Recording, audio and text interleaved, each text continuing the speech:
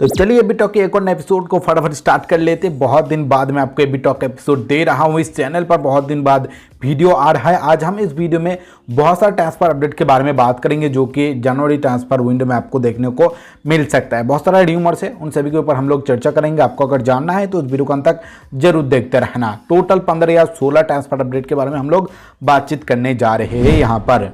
तो पहला अपडेट है कि भाई ब्राइट एनोवाखारे जो कि लास्ट सीजन ईस्ट बंगाल की तरफ से खेला था, उनको लेकर र्यूमर्स आया है।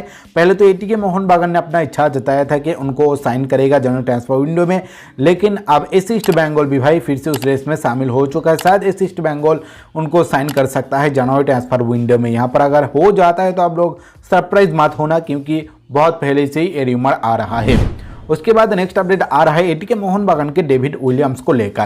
तो डेविड विलियम्स को अभी तक भाई कोई भी टीम ने अप्रोच तो नहीं किया है, लेकिन एटीके मोहन बागान के साथ दूसरे टीमों का बातचीत चल रहा है। वो उनको लेने में इंटरेस्ट दिखा रहा है, क्योंकि एटीके मोहन बागान के साथ उनका डील है इस साल तक। तो एटीके मोहन बागान से पहले बात करना पड़ेगा किसी टीम को, तभी वो उनको साइन कर पाएगा। चलिए देखते हैं कि आगे चलकर क्या प्रोग्रेस होता है डेविड विलियम्स को लेकर, लेकिन कुछ टीमों ने भाई अपना इच्छा जताया है। नेक्स्ट अपडेट है कि भाई एनएस एरिथोडिका एटीके मोहन बागान में शिफ्ट हो सकता है, इस तरीके का र्यूमर है, लेकिन मुझे तो नहीं लग रहा है कि अब होने वाला है, क्योंकि एटीके मोहन बागान का कोच चेंज हो चुका है। जब हबस था भाई तब ये अपडेट आया था।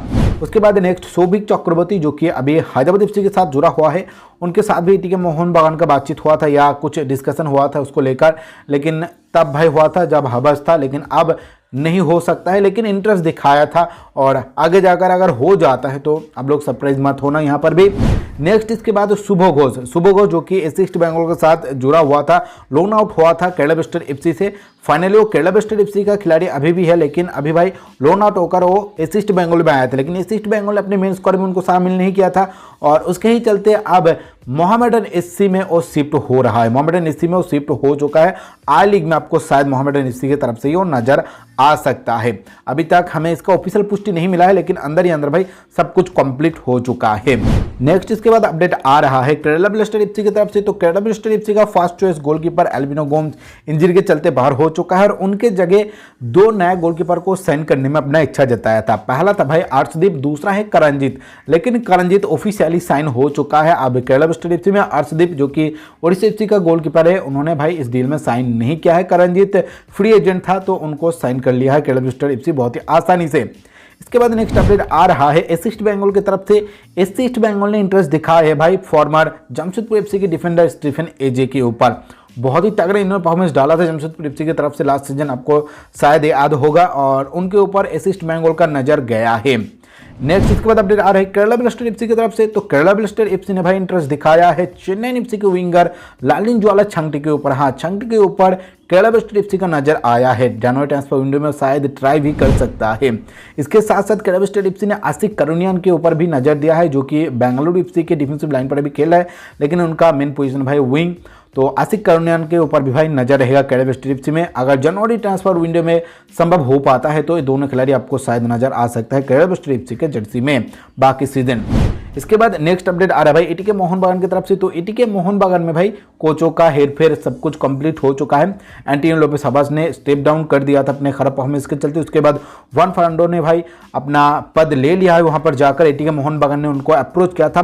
वो एफसी गोवा के साथ डील में था, लेकिन जो रिलीज क्लोज है भाई उसको ओपन करके जुआन फर्नांडो अब शिफ्ट हो चुका है एटीके मोहन बागान में। आपको ऑलरेडी पता है कि एक मैच उन्होंने भाई अभी मैनेज कर लिया है, बाकी जो जितना भी मैच होगा इस सीजन वो सभी मैनेज करने वाला है भाई जुआन। और इनके अंडर भाई कुछ नया खिलाड़ी भी आ सकता है। डिफेंसिवली बहुत ही ज़्यादा खराब नजर आ रहा है एटीके मोहन बागान, तो यहाँ पर कुछ खिलाड़ी शायद वो एफसी गोवा से उठा सकता है। पहला नाम आया है भाई यहाँ पर इवान गोंजालेस, जो कि डिफेंसिव लाइन को और भी ज़्यादा मजबूत बनाएगा। साथ साथ देवेंद्र मुनगांवकर को भी भाई यहाँ पर इच्छा जताया है साइन करने में वन। तो चलिए देखते हैं कि क्या होता है आगे जाकर, लेकिन ये 2 खिलाड़ी भाई अभी नजर में है एटीके मोहन बागान के। एटीके मोहन बागान में शायद वो शिफ्ट हो सकता है जनवरी ट्रांसफर विंडो में। एक है इवान गोंजालेस जो कि विदेशी खिलाड़ी है, दूसरा है देवेंद्र मुनगांवकर। इसके बाद नेक्स्ट अपडेट आ रहा है एससी ईस्ट बंगाल के हेड कोच को लेकर। एससी ईस्ट बंगाल अपना नया हेड कोच जो है मनालो दायज उनको बाहर कर सकता है। इस सीजन में ही उनको साइन किया गया। उनके अंडर 7 मैच खेल चुका है अभी तक एससी ईस्ट बंगाल, लेकिन अभी तक एक भी जीत उनको नहीं मिला है, जिसके चलते यहाँ पर पार्ट अवे हो सकता है मनालो दायज के साथ ईस्ट बंगाल का इस जनवरी ट्रांसफर विंडो में। और यहाँ पर ईस्ट बंगाल का फर्स्ट कंटेंडर लग रहा है भाई फॉर्मर केरला वेस्ट एफसी और नॉर्थ यूनाइटेड एफसी के हेड कोच एल्को सिटोरी। हाँ भाई, एल्को सिटोरी फिर से आईएसएल में कमबैक कर सकता है। ईस्ट बंगाल ने उनके ऊपर इंटरेस्ट दिखाया है और नंबर 1 कंटेंडर अभी हमें सुनाई दे रहा है। अगर मनोहर दयाज बाहर जाता है तो एल्को सिटोरी ईस्ट बंगाल के हेड कोच के रूप में आपको शायद नजर आएगा। और इसके बाद ईस्ट बंगाल अपने हेड कोच के साथ साथ कुछ विदेशी खिलाड़ी को भी भाई ऑफलोड कर सकता है। कुछ विदेशी खिलाड़ी के साथ भी अपना डील खत्म कर सकता है उनके खराब परफॉर्मेंस के चलते।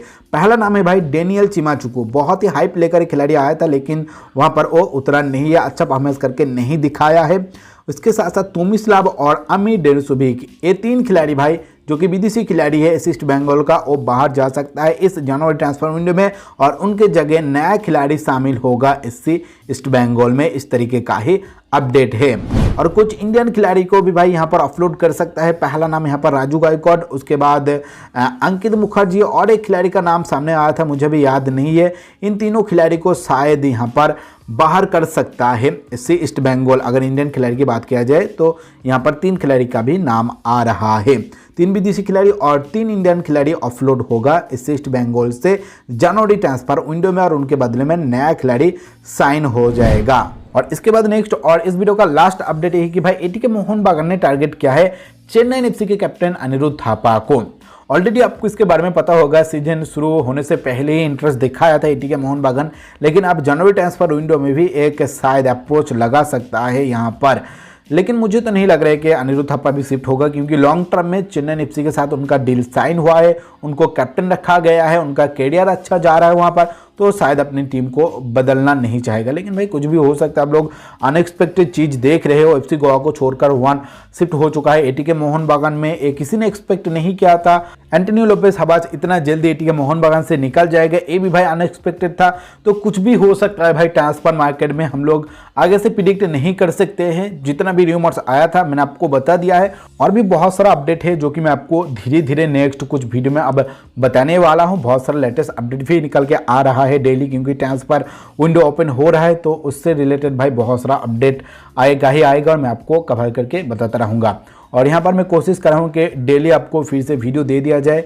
भाई वहाँ पर बहुत ही ज़्यादा वर्कलोड हो रहा था, दिन में 2 वीडियो बनाना पड़ रहा था, मैच रिव्यू मैच प्रीव्यू, तो यहाँ पर वीडियो बनाना बहुत ही ज़्यादा मेरे लिए मुश्किल हो रहा था, इसीलिए मैं यहाँ पर वीडियो नहीं डाला था। लेकिन अब मैं टाइम निकाल कर एक रूटीन करके यहाँ पर भी वीडियो डालूंगा और अलग अलग कंटेंट आएगा यहाँ पर। अब भाई मिक्स कंटेंट आने वाला है, सिर्फ फुटबॉल भी इतने दिन चल रहा था, लेकिन अब क्रिकेट भी यहाँ पर आएगा। क्रिकेट और फुटबॉल मिलाकर स्पेशल जितना भी वीडियो होगा भाई यहाँ पर मैं डालने की कोशिश करूँगा। और आपको डिटेल में अगर बातचीत जानना है क्रिकेट फुटबॉल रिलेटेड, तो आपको ऑलरेडी पता है कि हमारा 2 चैनल ओपन हो चुका है, मार्टिन क्रिकेट न्यूज़ और मार्टिन फुटबॉल न्यूज़। वहाँ पर जाकर भी आप लोग चेकआउट कर सकते हो, उन दोनों चैनल का लिंक आपको डिस्क्रिप्शन पर मिल जाएगा। फिलहाल के लिए वीडियो को यहीं पर एंड कर रहा हूँ। आपको बहुत बहुत शुक्रिया टाइम निकल के इस वीडियो को देखने के लिए।